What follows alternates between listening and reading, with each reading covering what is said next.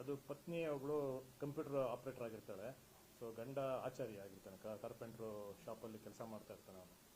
So ತಮ್ಮನಿಗೆ help ಮಾಡ್ತಾ ಇರ್ತಾಳೆ ಹೆಂಡತಿ.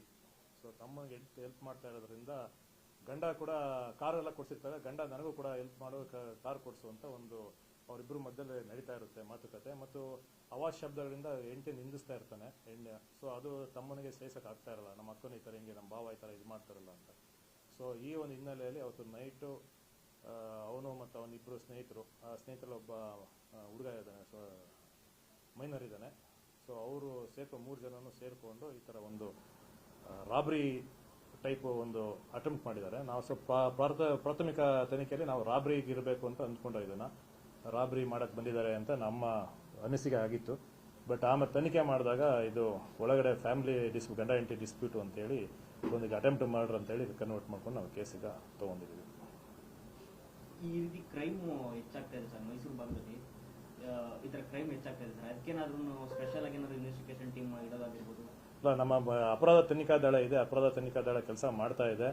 ಮತ್ತು ಮಾಮೂಲಿ ನಮ್ಮ ಬೀಟ್ ಕಾನ್ಸ್ಟೇಬಲ್ ಬೀಟ್ಗಳು ಭೇಟಿ ಮಾಡ್ತಾ ಇದ್ದಾರೆ ಮನೆ ಮನೆಗೂ. ಈಗ ಹೊಸ ನಮ್ಮ DG ಸಾಹೇಬರು ಒಂದು ಹೊಸ ಯೋಜನೆ ಆದ ಮನೆ ಪೊಲೀಸ್, ಇದ್ರ ಪ್ರಕಾರ ಈಗ ತುಂಬ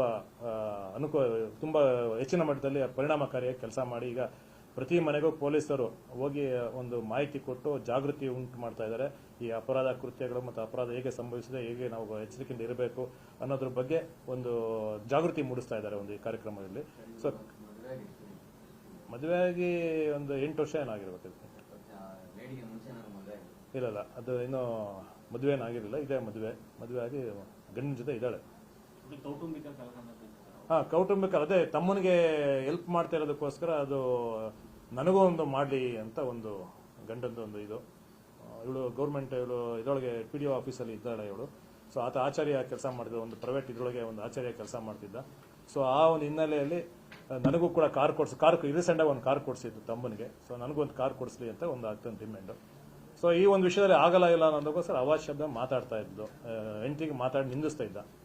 ಸೊ ಅದು ತಮ್ಮನಿಗೆ ಒಂಥರ ಈರ್ಷ್ಯೆ ಬಂದಿತ್ತು. ಅದು ಸೊ ಬಾಡಿಗೆ ಕಾರ್ ತೊಗೊಂಡು ಬೆಂಗಳೂರಿಂದ ಒಂದು ಬಾಡಿಗೆ ಕಾರ್ ತೊಗೊಂಡು ಬಂದು ಇದೊಂದು ಘಟನೆ ಒಂದು ಸೃಷ್ಟಿ ಮಾಡಿ, ರಾಬ್ರಿ ಥರ ಒಂದು ಸೃಷ್ಟಿ ಮಾಡಿ ಅದನ್ನು ಇಂಜುರಿ ಮಾಡಿ ಹೋಗಿದ್ದಾರೆ.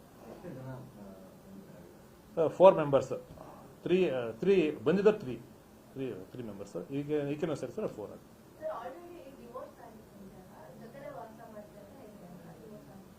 ಇಲ್ಲಮ್ಮ, ಡೈವರ್ಸ್ ಏನೋ ಅದು ತನಿಖೆಯಲ್ಲಿ ನಮಗಿದೆ, ಈಗ ನೋಡ್ತೀವಿ ನಾವು ಅದನ್ನು. ಯಾವುದು ಅದೇ ತನಿಖೆಯಲ್ಲಿ ಇದೆ, ಈಗ ತನಿಖೆಯಲ್ಲಿ ಇದೆ, ಈಗ ಅದು ಮಾಡ್ತಾ ಇದ್ದಾರೆ.